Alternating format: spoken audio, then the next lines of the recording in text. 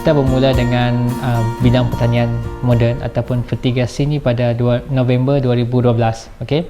Pada masa tersebut kita hanya memfokuskan kepada tanaman cili padi, sayur-sayur daun dan juga cili besar ataupun cili merah. Kebun kita banjir pada masa tersebut dan kadang-kadang ada isu lambakan hasil ataupun harga sayur seperti cili merah dia tak stabil, ada masa dia naik, ada masa dia turun.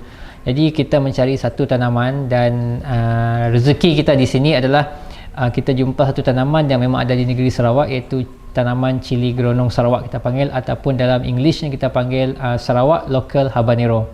Kita bermula penanaman cili gronong ni pada tak silap saya Mei 2014, tapi pada masa tersebut hanya 60 pokok je. Di tempat kita ada 800 pokok cili merah, 300 pokok cili padi dan 60 pokok tadi cili gronong. Start daripada situ kita tengok tanaman ni bila hujan, penggunaan baja dan harga dia pun lebih baik daripada dua tanaman ni tadi. Dan start daripada situ, bermula daripada situ kita mula sedikit demi sedikit mengusahakan tanaman ni secara komersial dan besar-besaran.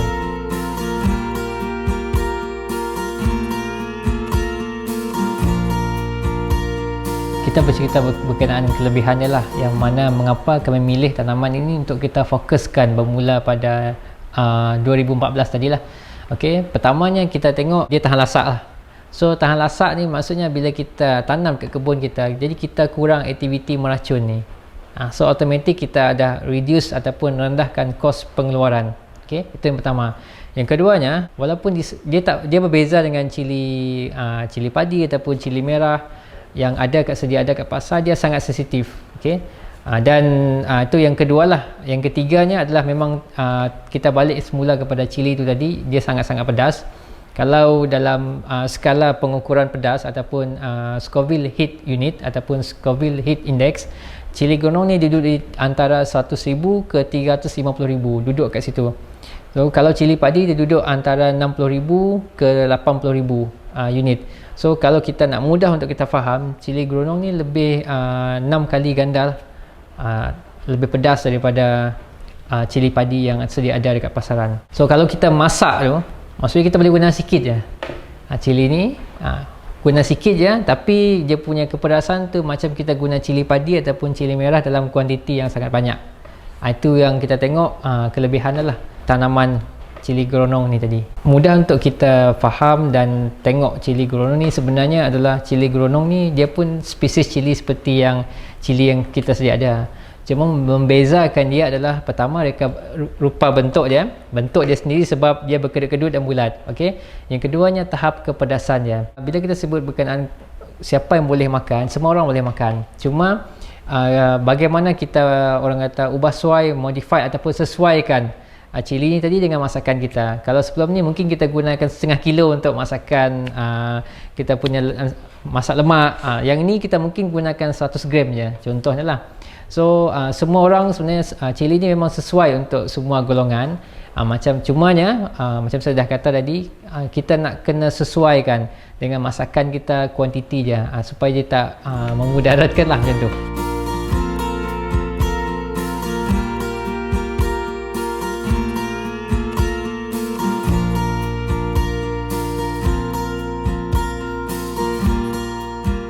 Kita memilih untuk menggunakan ataupun kita membuat benih sendiri ni ada beberapa tujuan lah. Okey, beberapa tujuan antaranya adalah kita nak quality control, kawalan kualiti dekat sini lah. Sebab kawalan kualiti bermaksud di sini adalah kita nak tahu asal usul pokok, yang mana bila kita tahu asal usul pokok, kita tahu berapa hasil yang pernah dikeluarkan sebelum ni, dan kita tahu ketahanan penyakit dan banyak faktor yang lagi lah kita kena ambil tahulah. So daripada benih yang lebih mudah untuk kita faham, pokok yang kita tanam sendirilah, kita dah tahu berapa kilo dapat hasil, tahan penyakit, tahan lasak, itu yang kita ambil supaya dan tanam semula. Sebab kita nak genetik beberapa faktor tadi ada dalam benih ni, dan bila kita tanam nanti kita dapat hasil yang sama, malah lebih baik lagi. Seperti pokok mungkin sebelum ni kita dapat 2.8 kilo. Mungkin akan datang kita masih boleh dapat lagi 2.8 kilo dengan faktor tambahan tahan penyakit, tahan orang kata perosak. Itu yang mengapa kita tujuan mengapa kita memilih sendirilah ataupun membuat sendiri biji benih cili gronong ini. Selepas kita pilih dan kita belah dan kita ambil biji dia, jadi biji benih ni tadi, biji cili gronong ni tadi, kita akan malam ni kita akan rendam dia, rendam semalaman. Dan dalam air yang kita letak dalam kepanasannya lebih kurang suam-suam kuku. So apa akan berlaku besok adalah dia akan ada yang timbul, yang tenggelam. Yang timbul kita buang, yang tenggelam kita ambil untuk kita semai.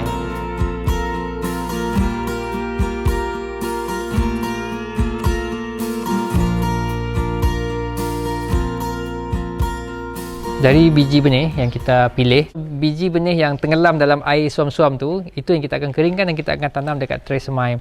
So untuk tray semai, kita akan simpan biji benih satu lubang, satu anak pokok, kemudian kita akan jaga dia. Yang ni anak pokok ataupun dari biji benih yang kita dah semai selama 15 hari lah. So dia daun dia masih kecil lagi. So lama kelamaan nanti baru dia akan jadi yang macam sebelah, yang tray sebelah lah. So yang ini lebih kurang umurnya dalam 25 hari. Daun dah mula matang.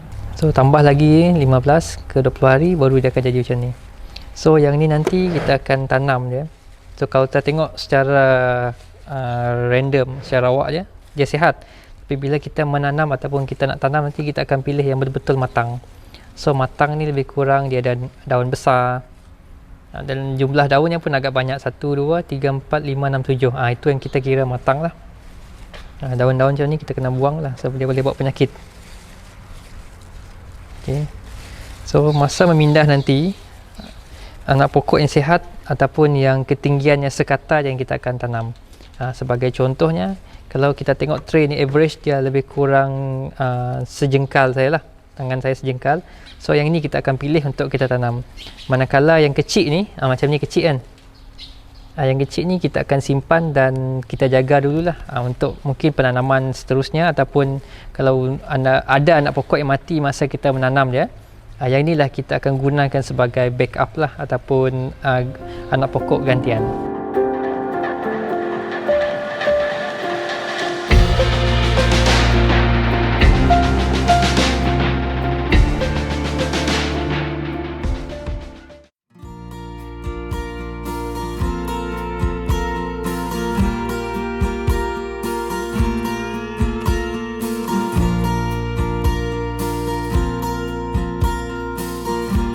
Sebelum ni, kita hanya bertumpu kepada kedai makan dan juga pasar borong.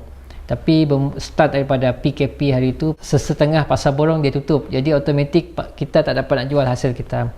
So apa yang jadi adalah kita mula menceburi ataupun explore pasaran online lah.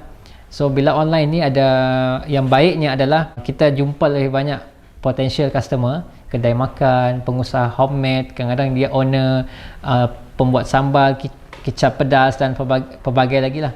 So sekarang kita punya customer ni ada pelbagai peringkat. Ada yang pemborong, ada yang penjual sayur sendiri, dan juga pemilik-pemilik kafe ataupun catering. Tempahan tu biasanya dibuat seminggu sekali lah.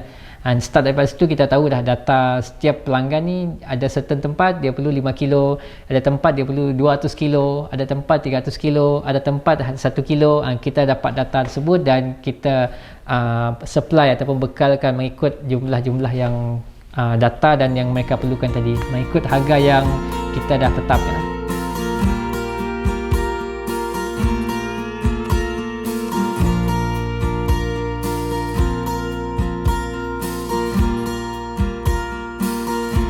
Sedikit orang kata perkongsian daripada saya lah, bagi orang yang ingin menceburi bidang pertanian, sama ada tradisional ke konvensional ataupun moden.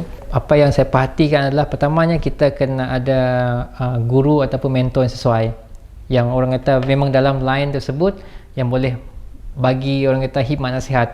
Yang keduanya, jangan jemu ataupun stop, berhenti untuk mencari sebanyak boleh maklumat sebelum kita menceburi bidang tersebut. Kalau kita nak pergi secara komersial, dia akan melibatkan modal. So modal, kalau itu je duit yang kita ada, saving kita ada, kita memang akan orang kata bunuh diri lah. Tapi kalau kita memang ada simpanan yang lebih, tak ada masalah. Dan ketiganya, cari orang kata tempat yang kita boleh rujuk lah. Maksudnya dari sudut mana nak dapatkan barang yang murah, siapa yang boleh bantu untuk pasarkan hasil, agensi mana, ataupun kementerian mana yang boleh membantu. Kalau tengok tiga poin tersebut tadi adalah pentingnya adalah untuk kita cari sebanyak boleh info dulu sebelum kita start. Okay, kalau kita di HFE kita memang dalam kita punya program memang kita explain lah, kita terangkan sebelum nak memulakan suatu projek apa benda yang kita kena tahu dulu. Maksudnya kita dah orang kata bagi sebanyak ataupun sedetail yang boleh info-info sebelum orang ataupun individu ataupun syarikat ataupun siapa-siapa di organisasi nak menceburi bidang pertanian ni.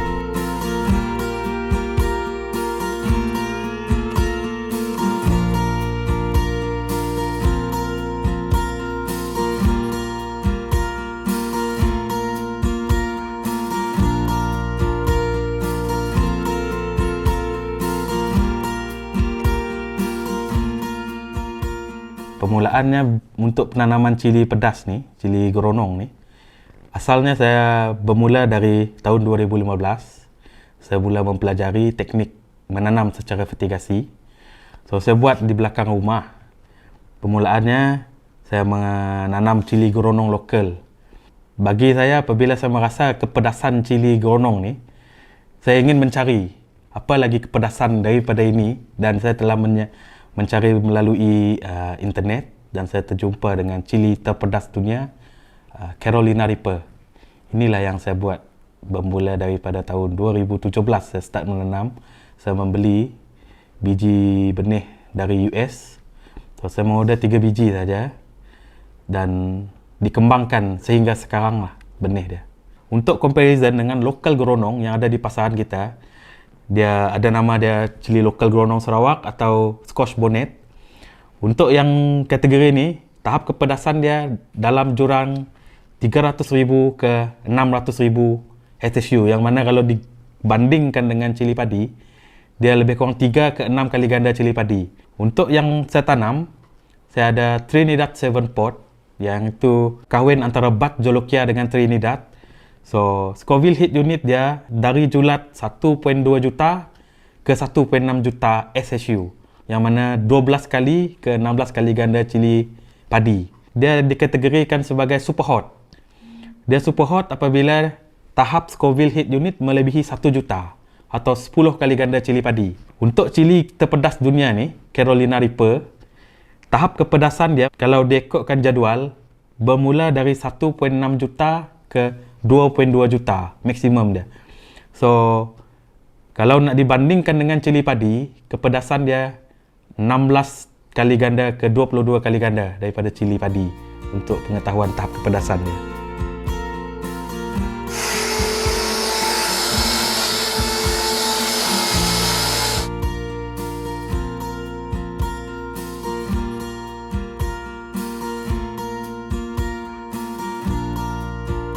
Cross pollinate ni, kalau kita tengok, dia semula jadi berlaku disebabkan oleh faktor-faktor seperti pendemungaan. Proses pendemungaan boleh berlaku melalui kelulut atau lebah dan juga angin.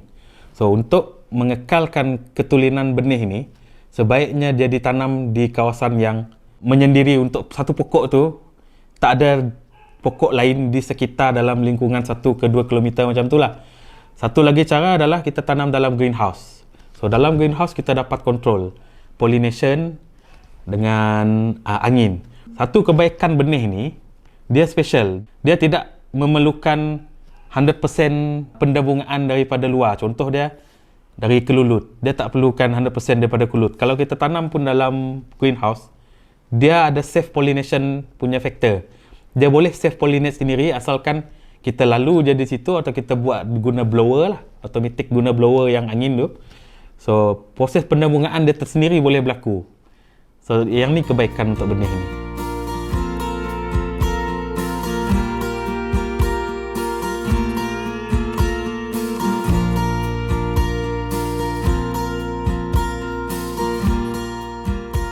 Saya mula berminat dengan tanaman cili geronong Sarawak ni hasil daripada melihat tanaman cili pitegasi daripada YouTube.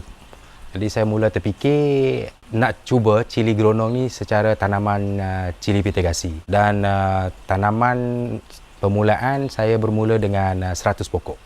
Untuk cili gronong jenis Carolina Reaper ni, memang yang ramai orang dah tahu, memang di antara cili yang, bukan di antara, memang cili yang terpedas di dunia.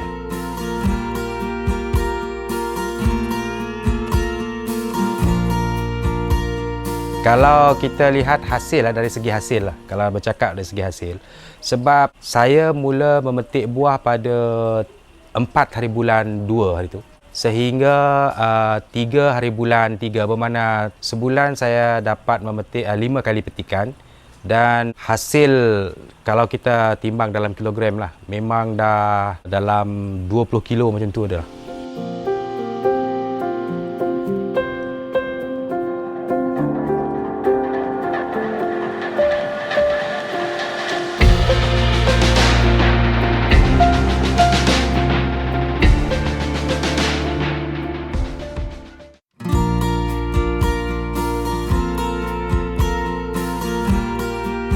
Scoville Heat Unit adalah skala untuk kepedasan cili oleh Mr. Wilbur Scoville pada tahun 1912.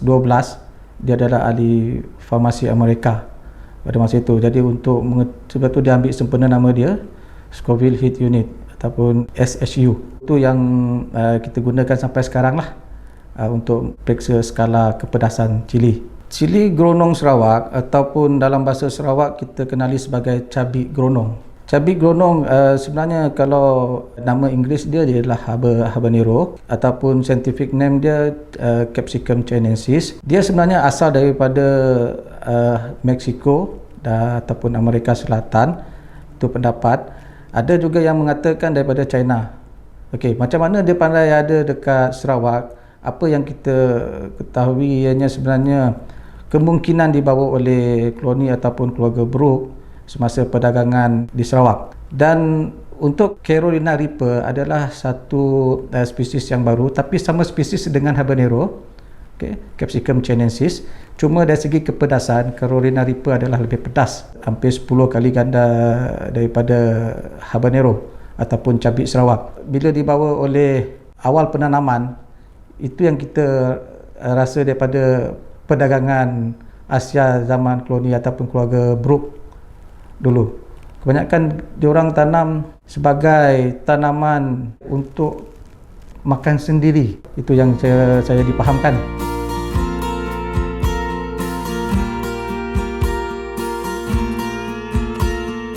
Cabi gronong Sarawak ataupun habanero untuk skala yang terbaru adalah di tangga yang ke-9. Carolina Reaper yang di tangga yang ke-3. Okey, biasanya dia orang akan buat cek kepedasan setiap tahun tidak silap saya untuk memastikan skala yang terbaru untuk kepedasan cili yang ada di dunia ni lah.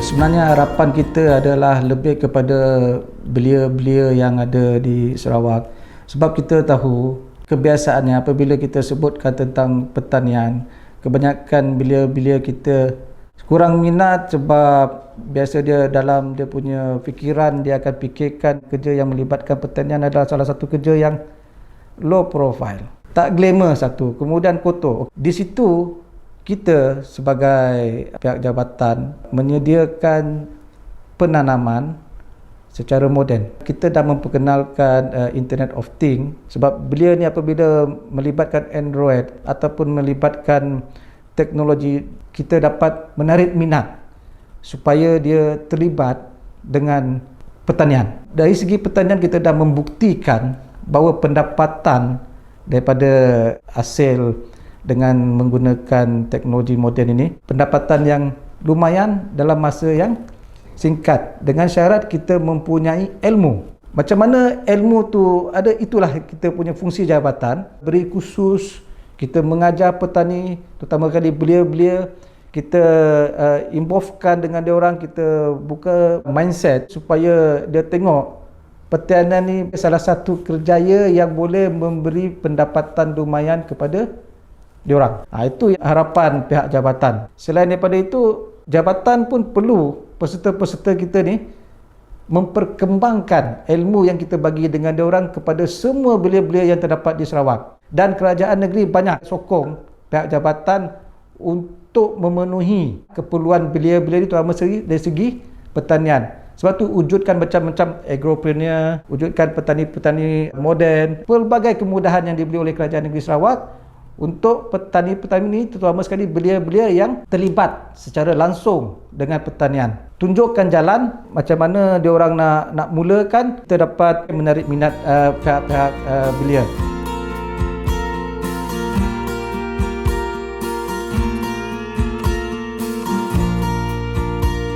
Harapan saya adalah satu, saya ingin nak buka satu kilang sos ni lah. Yang tu yang paling saya impikan lah, untuk buat satu kilang sos secara besar-besaran yang boleh dieksport ke seluruh dunia, yang mana semua orang boleh rasa kepedasan dia. Yang kedua lagi adalah untuk membantu masyarakat sekitar lah. Kalau saya dapat eksportkan keluar, kalau kita dapat buat kopok kentang, kita boleh buat kopok keribang tu kan, kalau kita boleh buat, kita boleh eksport. Even yang kita bagi tahu yang kopok leko ke, kopok udang ke yang kita boleh buat, kalau kita letakkan sikit trademark pedas dunia tu, kalau kita letakkan sikit yang tu, dia akan menjadi salah satu tambah nilai, value added untuk satu produk. Saya haraplah lebih ramai lagi di luar sana yang tahu tentang kelebihan cili ini, dan mungkin selepas ini cili Gronong Sarawak Carina Reaper ni boleh menjadi satu sumber pendapatan, terutama bagi mereka yang ingin berkecimpung dalam bidang tanaman cili. Harapan saya adalah kita memang nak berkembang yang lebih jauh. Okay? So nak berkembang ni kita perlukan orang kata kerjasama yang baik dan orang kata sokongan daripada tuan-tuan perempuan semualah yang menyokong kita. Kalau tak disokong pun dia ni okey. Jadi orang kata peranan dua pihak, kami dan juga tuan-tuan perempuan sangat penting untuk kita maintain kan kita punya survival ni. Di samping saya tengok bidang pertanian pun apa kurangnya orang kata satu kejayaan kita boleh banggakan seiring dengan bidang-bidang lain. Okay?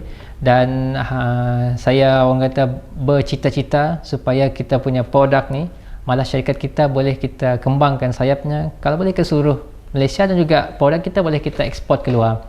Sebab benda makan ni, bila kita terlibat dengan benda makanan ni, kita boleh pergi jauh. Sebab kita kena faham semua orang makan. Tinggal lagi bagaimana cabaran yang kita nak atasi, nak bagi orang beli ataupun rasa kita punya produk ataupun kenal kita punya apa bidang kita buat. Itu bahagian produk lah. Untuk bidang pertanian ni, saya tengok untuk golongan orang kat luar, bidang pertanian adalah satu bidang yang kata kita perlu banggakan. Okay, sebab kita bekerja ataupun dalam aspek membekalkan, menanam makanan untuk orang. Okay? Jadi kalau industri pertanian ni tak ada, sebenarnya kita nak makan. Apa orang kata sumber untuk kita makan? Itu yang saya pegang sehingga sekarang.